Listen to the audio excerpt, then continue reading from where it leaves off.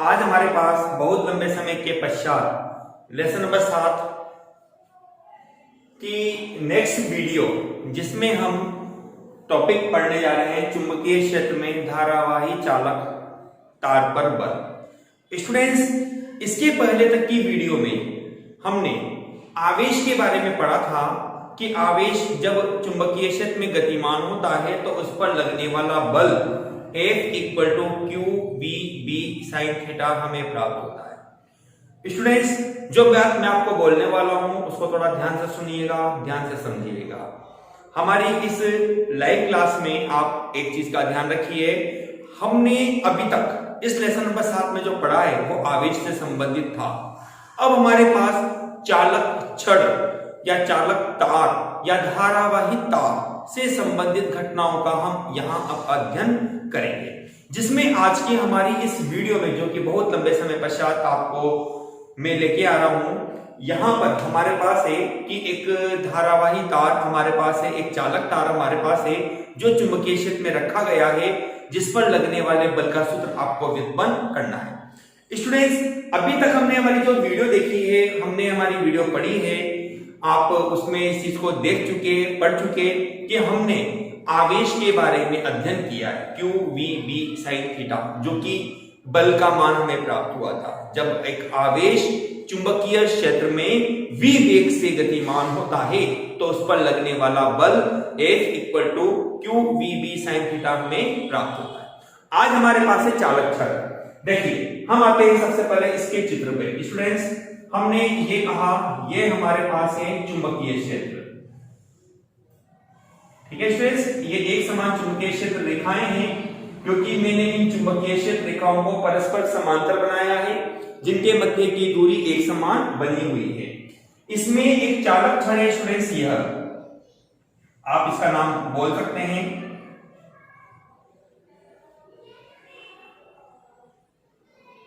मैंने इस चालक छड़ को नाम दे दिया ए बी। इस छड़ की लंबाई अपने पास है स्टूडेंट्स स्मॉल एल, ठीक है। देखिए अभी तक, हाँ एक बात ध्यान दीजिए, चालक छड़, चूंकि चालक हम जानते हैं चालक वे पदार्थ होते हैं जिनमें धारा चालन के लिए मुक्त इलेक्ट्रॉन उपस्थित होते हैं। तो स्टूडेंट्स, आपके दिमाग में बात बन जानी चाहिए कि सर आप यहां पर फॉर्मूला किस तरह से प्राप्त करेंगे। तो हमें इस चीज का ध्यान रखना है स्टूडेंट्स, चालक छड़ है, ठीक है ना, मतलब इलेक्ट्रॉन्स है, इलेक्ट्रॉन्स मतलब आवेश। तो आपको ये कहना है कि हम जानते हैं ऑलरेडी, पहले से हम पढ़ चुके कि जब एक आवेश Q चुंबकीय क्षेत्र में गतिमान होता है तो उस पर लगने वाला बल F equal to Q B B sine theta होता है। बोर्ड पर हम इस चीज को नोट कर रहे हैं, क्योंकि इसी इक्वेशन का हम उपयोग करके आगे हमारे डेरिवेशन को हम सॉल्व करेंगे। तो हमने कहा, चूंकि हम जानते हैं चुंबकीय क्षेत्र में गतिमान आवेश जो कि अपने पास है Q पर लगने वाला बल हम पढ़ चुके, इसलिए हम इसको डायरेक्ट उपयोग में ले रहे हैं, F equal to Q V B sine theta, equation number 1, ठीक है स्टूडेंट्स। ये हमारे पास इक्वेशन नंबर 1 आपको प्राप्त होती है, जो कि हमने पढ़ा है कि एक आवेश Q जब चुंबकीय क्षेत्र में गतिमान होता है तो उस पर लगने वाला बल कितना होगा।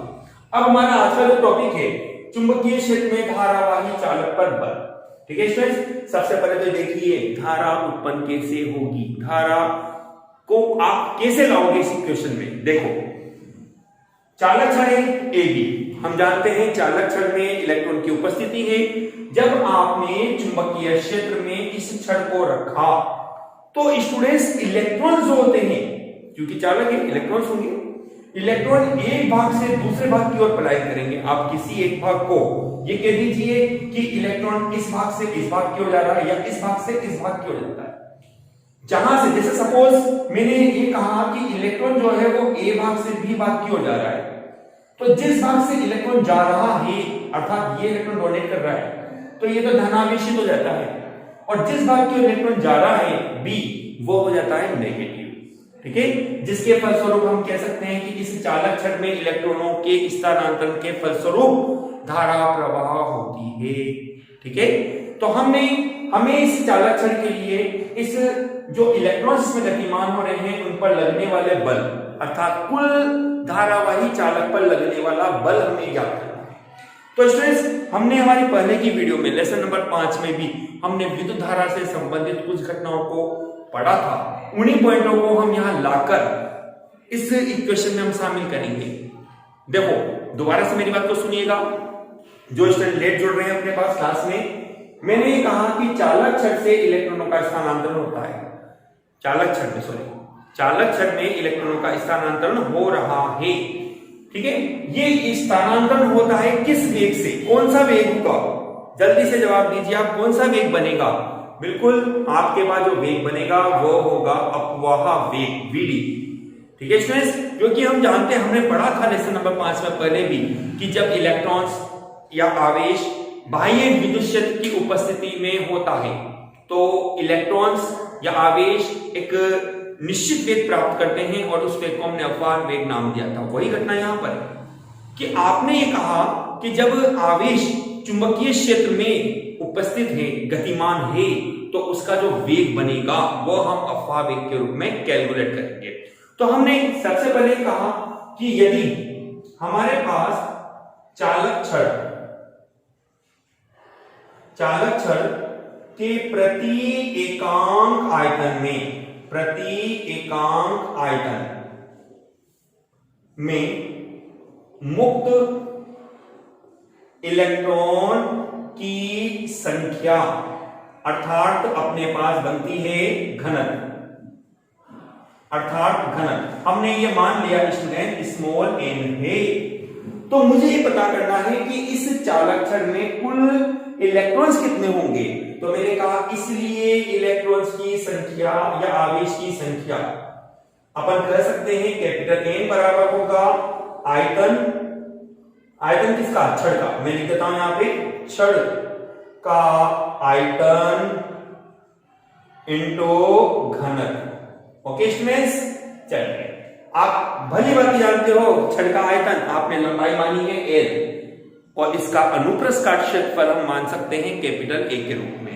तो हमारे पास आयतन बनता है क्षेत्रफल इंटू लंबाई, मतलब कि A into L into N। समीकरण नंबर अपने पास आती है नंबर 2।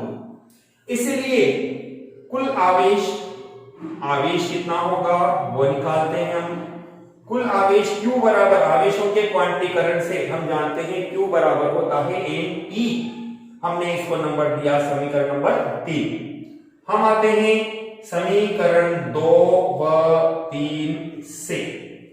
हमारे पास बनेगा Q बराबर N का मान रखा A, L, N और E। समीकरण नंबर 4। स्टूडेंट्स, कंटिन्यू रहिए आप लोग, मेरी बात को सुनिएगा ध्यान से। मैंने सबसे पहले ये कहा एक आवेश Q जब चुंबकीय क्षेत्र में गतिमान होता है तो उस पर लगने वाला बल है यह, जो अभी तक की हमने हमारी लास्ट वीडियो में पढ़ा है। एक बार सजेशन थोड़ा सा मेरा ये है आपके लिए कि आप जो अपनी लेसन नंबर 7 की पुरानी वीडियो है हमने बना रखी है, आपको उनको देखें जरूर। अब स्टूडेंट्स, कई लोगों के कमेंट्स मेरे पास मुझे मिल रहे थे कि सर आप लेसन नंबर 7 को दोबारा कंटिन्यू करिए, तो उन्हीं की रिक्वेस्ट के आधार पर मैं लेसन नंबर 7 को दोबारा कंटिन्यू करने जा रहा हूं। दोबारा से मैं रेगुलर वापस से आपको दोबारा अपनी लाइव क्लास आपके सामने प्रस्तुत करेंगे। ओके स्टूडेंट्स, लेकिन प्लीज स्टूडेंट्स वीडियो को पूरा अवश्य देखा करें आप लोग। जब वीडियो को आप पूरा कंटिन्यू देखते रहते हैं तो हमें भी प्रेरणा इससे मिलती रहती है और हम भी कंटिन्यू वीडियो बनाते रहते हैं। जब आप वीडियो देखना बंद कर देते हैं तो हम भी अपने आप में होपलेस रहते हैं। चलिए, हमने कहा कि F = QV sin थीटा था, जो कि आवेश से संबंधित था सर। अब हमारे पास जो टॉपिक बताने जा रहा है वो है छड़। तो इस छड़ में हम लेकर आना चाहते हैं Q, क्योंकि यह Q तो है ही नहीं। Q है नहीं मतलब से कि Q का स्थान परिवर्तन होगा किससे? धारा से। किससे? धारावाही से। धारावाही चालकता आ गया, धारा शब्द आ गया यहाँ पे, तो इस Q को हम रिप्लेस करेंगे यहां से, ठीक है ना। तो हमने इसलिए Q का मान निकाल लिया। ये अपन थोड़ा और आगे चलते हैं। हमने कहा यहां पर कि इसलिए विद्युत धारा हम कह सकते हैं यहां पर विद्युत धारा I बराबर होती है आपके पास आवेश बटे समय। ओके स्टूडेंट्स, आवेश के रूप में आपके पास है Q, समय बराबर होता है दूरी बटे चाल। ओके स्टूडेंट्स, चलिए Q बटे दूरी, आवेश जो है अधिकतम A से B या B से A, तो हमारे पास L लंबाई के रूप में होगा। चाल, जैसा कि मैंने कहा इलेक्ट्रॉनों का प्रवाह अपवाह वेग VD से हो रहा है, तो हमने कहा अपॉन VD, या अपन कह सकते हैं इसलिए I बराबर बनेगा Q VD upon L। Okay students, हमने इस इक्वेशन में रिप्लेस किया समीकरण 4 को। पहले अपन ले लेते हैं इसको समीकरण नंबर 5। हमने समीकरण 4 व 5 को शामिल किया, जिसके आधार पर हमने कहा I बराबर Q का मान रखा A L N E VD upon L, तो हमें प्राप्त होगा I बराबर L से कैंसिल हो जाएगा, N A E और VD, समीकरण नंबर 6। ओके स्टूडेंट्स, चलिए अब हमारा टॉपिक एंडिंग की ओर चल रहा है। हमने कहा समीकरण 1 व, चूंकि क्यू को हटाना है यहां से, हमने 5 इसमें 4 को इंक्लूड कर दिया, 1 व 4 से हमें मिलेगा F इक्वल टू, क्यू का मान रखा हमने A L N E V यहां अपवाह वेग के रूप में है, तो हमने VD नाम दे दिया इसको, B और साइन थीटा। ठीक है, हमने इसमें लागू करी समीकरण नंबर 6 को, तो हमारे पास बनेगा स्टूडेंट्स F इक्वल टू, ध्यान दीजिएगा, A N E और V, इसकी जगह हमने रख दिया I, शेष कौन रहा L और B और साइन थीटा। ये हमारे पास आता है फॉर्मूला जो कि हमें चाहिए था स्टूडेंट्स, ठीक है ना, धारावाही चालक पर लगने वाला बल F equal to I L B sine theta. इसको आप सदिश रूप में लिख सकते हैं, F सदिश बराबर होगा I L क्रॉस B। ध्यान दीजिएगा, विद्युत धारा एक अदिश राशि होती है, इसलिए इस पर सदिश चिन्ह नहीं आएगा। ठीक है, देखो L क्रॉस B मतलब L क्रॉस B F। यदि मैं यहां पर बल की दिशा ज्ञात करना चाहता हूं, तो ये बल मेरे पास बनता है F equal to I L cross B के रूप में। अभी मैं आपको कुछ नियमों के आधार पर यहां चुंबकीय बल की दिशा ज्ञात करना भी बताऊंगा अपनी इसी वीडियो में, तो वीडियो को अंत तक जरूर देखते रहिए। और मेरा जैसे क्विज कंपटीशन चलता था कि हम सवाल पूछते थे, आपसे सवाल जरूर पूछेंगे, जिसके जवाब आपको अपने कमेंट बॉक्स में जरूर डालते रहना होगा। और जो स्टूडेंट्स किसी कारणवश हमारी वीडियो नहीं देख पा रहे, वो यूट्यूब चैनल पे जाके भी अपनी इस वीडियो को देख सकते हैं, लेकिन सवालों के जवाब जरूर दीजिएगा। ओके, चलिए ये हमारे पास आता है धारावाही चालक पर लगने वाला बल। चलिए दोबारा से एक बार और रीड करते हैं इसको अपन स्टूडेंट्स। हमने अभी तक हमारी वीडियो में चूंकि एक चालक छड़ हमारे पास है, तो हमने कहा A लंबाई और A अनुप्रस्थ काट क्षेत्रफल की एक चालक छड़ चुंबकीय क्षेत्र B में थीटा कोण पर स्थित है। इस स्थिति में इस चालक छड़ में उपस्थित आवेशों पर लगने वाला बल Q V B sine theta. V वेग, यहां इलेक्ट्रॉन चूंकि एक समान चुंबकीय क्षेत्र में एक निश्चित वेग से गतिमान है, जिसको हमने अपवाह वेग नाम दिया है, इसलिए V की जगह ले दिया हमने VD के रूप में। ओके, हमने कहा यदि चालक छड़ के प्रति एकांक आयतन में, एक आयतन से मतलब है इसकी लंबाई, चौड़ाई और ऊंचाई। अब चूंकि चालक छड़ के एक तो होता है अनुप्रस्थ काट क्षेत्रफल, जैसे एक छड़ है आपके पास, तो ये तो हो गया इसका अनुप्रस्थ काट क्षेत्रफल गोलाकार प्रतिभाग, ये हो गया इसकी लंबाई, तो क्षेत्रफल इंटू लंबाई, ये भी आयतन बनता है आपके पास। तो आपके पास बनेगा एकांक आयतन में इलेक्ट्रॉनों की संख्या, जिसको हमने घनत्व नाम दिया स्मॉल n के रूप में। ठीक है स्टूडेंट्स, तो इस प्रकार से इस छड़ में कुल इलेक्ट्रॉन्स, कुल आवेश कितने होंगे, उनकी संख्या निकालने के लिए हमने घनत्व इंटू आयतन, ठीक, तो घनत्व अपने पास है स्मॉल n के रूप में, आयतन अपने पास है क्षेत्रफल इंटू लंबाई A into H into n के रूप में। ओके स्टूडेंट्स, चलिए अब हम लेसन नंबर 1 हमने पढ़ा था आवेशों का क्वांटीकरण। उस नियम के अंतर्गत हमने फॉर्मूला लिया आवेशों के क्वांटीकरण से Q बराबर होता है Ne, तो हमें प्राप्त होगा N का मान हमने रखा A L N और E। ठीक है, अब हम देखना चाहते हैं कि ये इलेक्ट्रॉन जो धारा प्रवाह करते हैं, क्योंकि धारावाही शब्द लेके आ रहे हो आप, आवेशों का प्रवाह, समय के साथ आवेशों के प्रवाह की दर विद्युत धारा कहलाती है।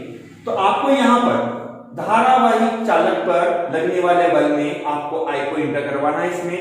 तो हमने विद्युत धारा I बराबर का आवेश बटे समय, आवेश Q समय दूरी बटे चाल के रूप में Q बटे L अपॉन VD, VD ऊपर ट्रांसफर हो जाएगा तो Q VD upon L। Number 5 हमने 4 और 5 को इंक्लूड किया तो I बराबर आपको बनेगा A L N E VD upon L, L cancel हो जाता है तो I बराबर बनेगा N A E VD। ठीक है स्टूडेंट्स, अब हम समीकरण 1 और 4 हम हमारा अंतिम पॉइंट पर आ रहे हैं। हमने इसमें Q का मान रख दिया समीकरण 4 की सहायता से, तो हमें मिलेगा F equal to A L N E VD V sin theta. हमने 6 की सहायता से I को रिप्लेस किया, I मतलब कि A N E VD, इसकी जगह लिखा जा सकता है I L B sin theta, या F सदिश बराबर होगा I L cross B। Okay students, कोई डाउट यहां तक नहीं है? चलिए आगे चलते हैं। अब हम इसकी विशेष स्थितियां पढ़ रहे हैं स्टूडेंट्स, विशेष स्थितियां।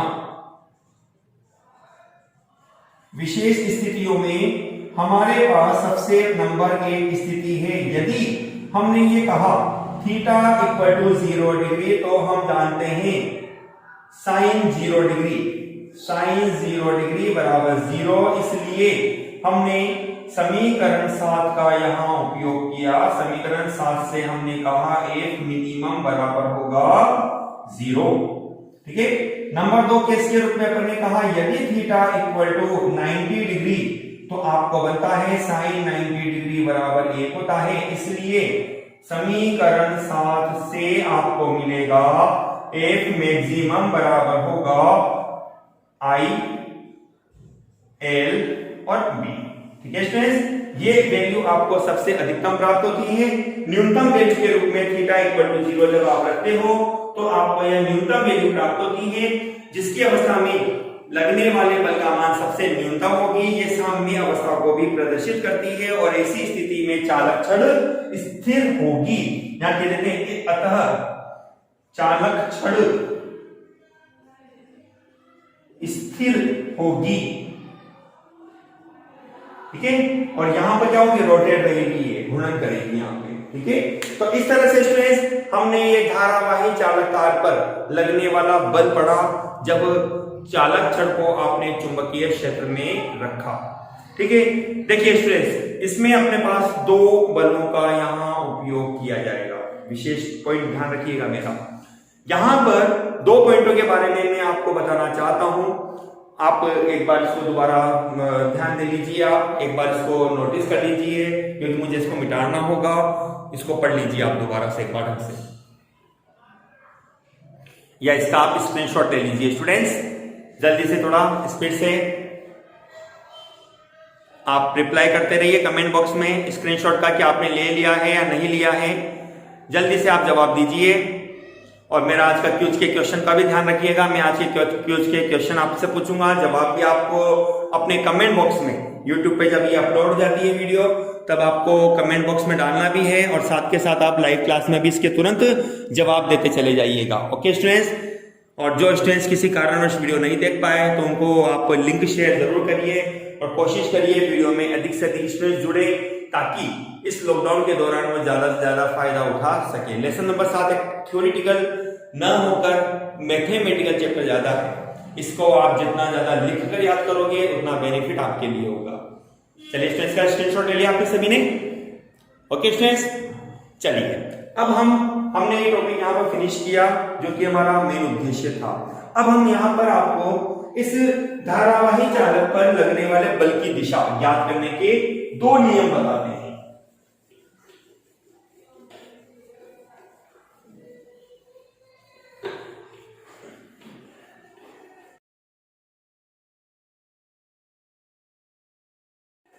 देखिए स्टूडेंट्स, टॉपिक अपने पास है धारावाही चालक पर लगने वाले बल की दिशा आपको निकालनी है। ओके स्टूडेंट्स, देखिए इसमें स्टूडेंट्स हमारे पास दो नियम है। नंबर एक, फ्लेमिंग के बाएं हाथ का नियम।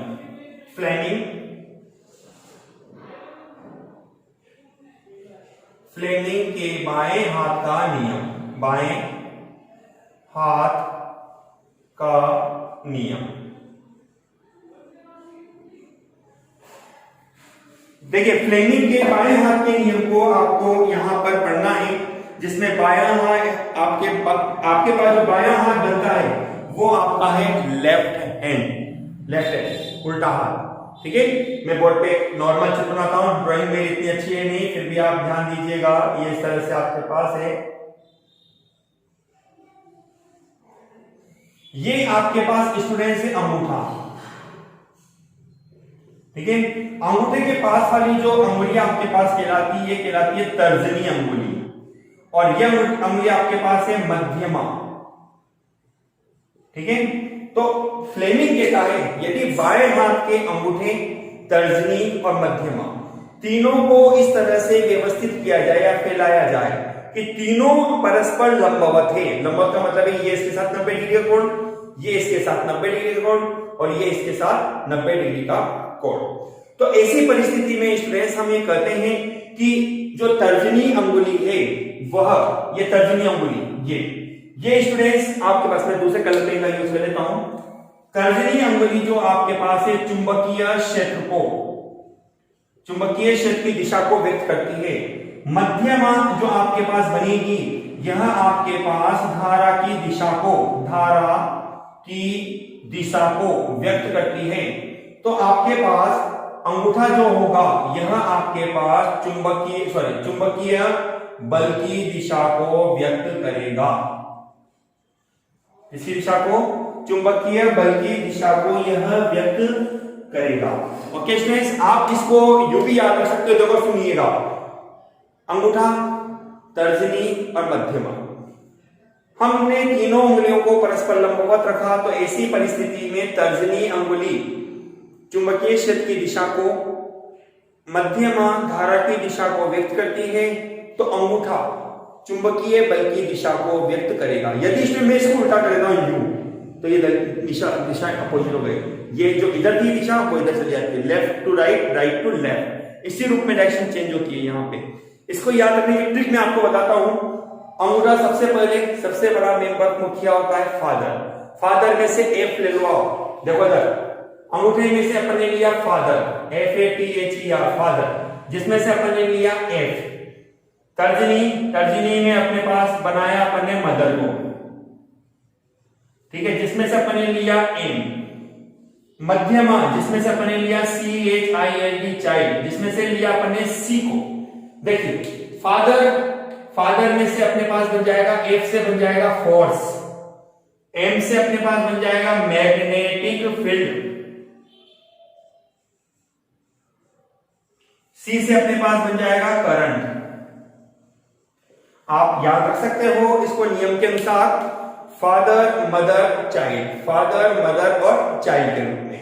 ये स्टूडेंट्स आपके पास पहला नियम है, जिसका उपयोग आप चुंबकीय क्षेत्र की दिशा, लेकिन ध्यान रखिएगा यह केवल धारावाही तार या छड़ पर लगने वाले बल की दिशा ज्ञात करने के नियम है।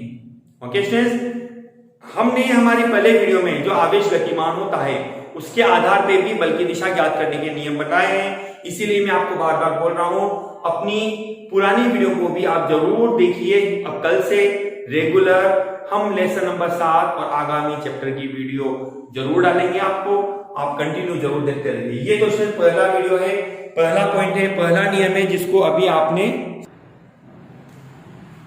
ठीक है स्टूडेंट्स, दोबारा फिर देख लीजिए आप। यदि हम बाएं हाथ के अंगूठे को तर्जनी और मध्यमा, अंगूठे के पास वाली अंगुली तर्जनी कहलाती है, मध्यमा, तर्जनी के पास वाली अंगुली मध्यमा को इस तरह से व्यवस्थित करते हैं कि तीनों अंगुलियां परस्पर लंबवत होती है, तो तर्जनी चुंबकीय क्षेत्र की दिशा को, मध्यमा धारा प्रवाह की दिशा को व्यक्त करती है, तो अंगूठा चालक पर लगने वाले बल की दिशा को व्यक्त करता है, जिसको मैंने ट्रिक के रूप में आपको बताया। अंगूठा फादर, जस्ट उसके पास में मदर और उसके नेक्स्ट चाइल्ड। फादर में से एक ले लो, फोर्स बनेगा, मतलब कि चुंबकीय बल। तर्जनी में से, जो कि हमने मदर नाम दिया है, जिसमें से एम ले लो, मैग्नेटिक फील्ड बनेगा। करंट, जिसमें से हमने सी लिया है, जिसको हमने चाइल्ड नाम दिया है करंट के आधार पर। ठीक है स्टूडेंट्स, इस तरह से आपके पास यह फ्लेमिंग के बाएं हाथ का नियम होता है। नेक्स्ट नियम आपके पास है दाएं हाथ का नियम। आपके पास नेक्स्ट नियम स्टूडेंट्स है दाएं हाथ का नियम। दाएं हाथ का नियम, दायां हाथ का मतलब है सीधा हाथ आपका। देखिए स्टूडेंट्स, इसका भी एक मैं नॉर्मल चित्र बना रहा हूं, ड्राइंग इतनी है नहीं अपनी।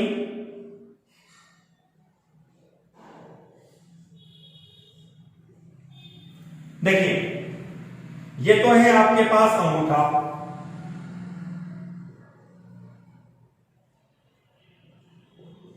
ये है आपके पास अंगुलियां। मात्राओं की अशुद्धि हो सकती है, हिंदी मेरी इतनी अच्छी नहीं है, देख लीजिएगा। ये आपके पास कहलाती है इसकी हथेली।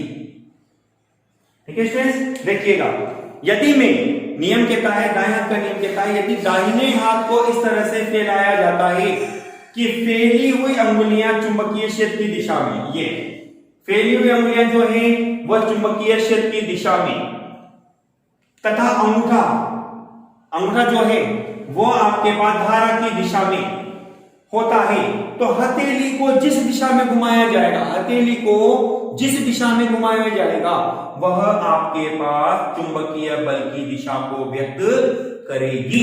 दोबारा फिर सुन लीजिए, यदि दाहिने हाथ की अंगुलियों को चुंबकीय क्षेत्र की दिशा में, जैसे आप ये मानिए कि मुझे इस बिंदु पर चुंबकीय क्षेत्र की दिशा ज्ञात करनी है, चुंबकीय क्षेत्र इस बिंदु पर ये बनता है, मैंने अंगुलियों को इस दिशा में रखा, अब तो अंगूठा आपके पास बनेगा धारा की दिशा, कि धारा इस दिशा में जा रही है, तो मैं हथेली को यदि इस दिशा में घुमाता हूं तो मेरे पास यह दिशा क्या होगी, बल की दिशा होगी, इस दिशा में बल क्रियाशील होगा। तो इसको अपन कहते हैं हथेली। मैंने अपने इस नियम के आधार पर बनाया थप्पड़ का नियम। थप्पड़ का नियम ऐसे कि जैसे थप्पड़ मारने के लिए अपन हथेली को जिस दिशा में घुमाते हैं वो बल की दिशा है, जिसको टारगेट बना के जिसको थप्पड़ मारना होता है वो अंगुलियों की ओर है आपके पास। तो हमने कहा फैली हुई अंगुलियां चुंबकीय क्षेत्र की दिशा में, अंगूठा जो बनेगा आपके पास धारा की दिशा में, ठीक है, और हथेली को जिस दिशा में घुमाया जाता है वह दिशा चुंबकीय बल की दिशा को व्यक्त करती है।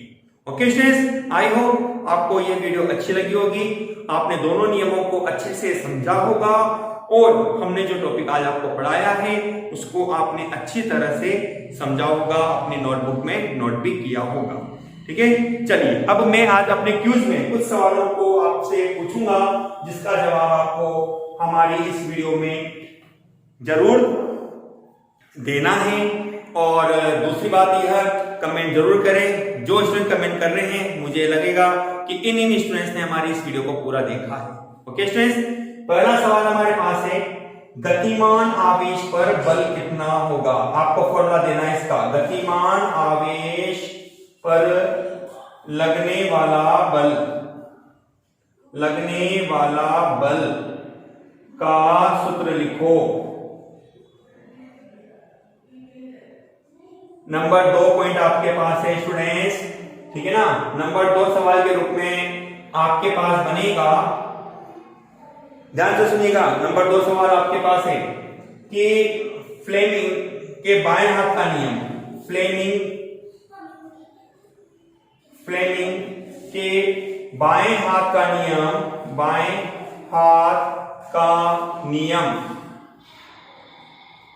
किस भौतिक राशि की दिशा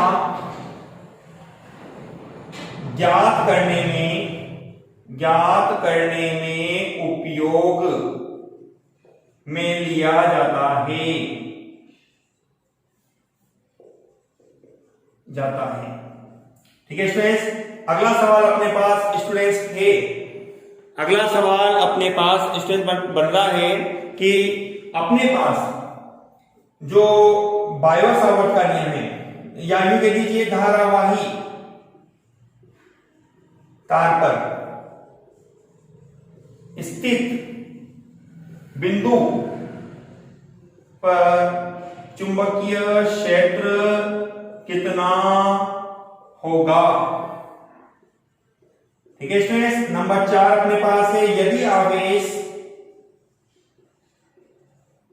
चुंबकीय क्षेत्र के अनुदिश गतिमान रहता है, अनुदिश गतिमान रहता है, तो उस पर उसका पथ कैसा होगा, तो उसका पथ किस प्रकार का होगा, किस प्रकार का होगा। ठीक है स्टूडेंट्स, सवाल नंबर 5 और आखिरी सवाल आपके पास है, यदि आवेश ऋणात्मक है, नेगेटिव हो, तो बल की प्रकृति क्या होगी, प्रकृति क्या होगी। ठीक है स्टूडेंट्स, इस तरह से हमने हमारी इस लाइव वीडियो में आज हमने 5 सवाल आपको दिए हैं। जिस स्टूडेंट ने इन 5 सवालों का जवाब कंटिन्यू दिया है अभी लाइव क्लास के दौरान, मैं दोबारा उनमें से उम्मीद करता हूं कि कमेंट बॉक्स में दोबारा से वह इन सवालों के जवाब हमारे इस यूट्यूब चैनल पर अवश्य देवे। स्टूडेंट्स, वीडियो को कंटिन्यू अवश्य देखिए, वीडियो को लाइक शेयर और कमेंट करना ना भूलिए। याद रखिएगा, अभी नहीं तो कभी नहीं। ओके स्टूडेंट्स, ओके, ठीक है स्टूडेंट्स, थैंक यू।